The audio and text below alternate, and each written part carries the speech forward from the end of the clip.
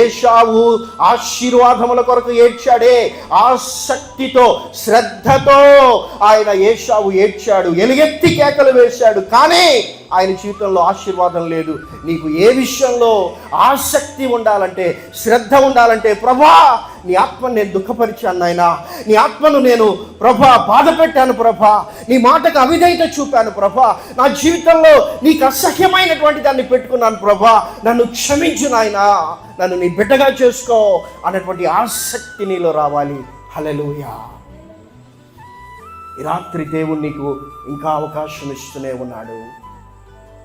మార్చుకుంటావా నీ మనస్సును? ఏ స్థితిలో ఉన్నావు? 5 సంఘములతో దేవుడు మారు మనసు పొందాలని ఆయన చెప్తున్నాడు.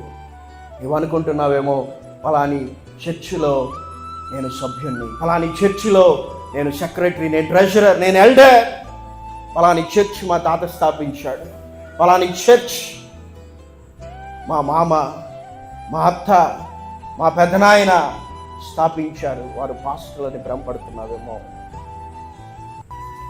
ఈ సంఘాల్లో చాలా ప్లస్ పాయింట్స్ ఉన్నాయి, మంచి పనులు ఉన్నాయి, పాజిటివ్ పాయింట్స్ ఉన్నాయి. అయితే దేవుడు సరి చేసుకోమని చెప్తున్నటువంటి విషయములను ఆయన తెలియజేస్తున్నాడు.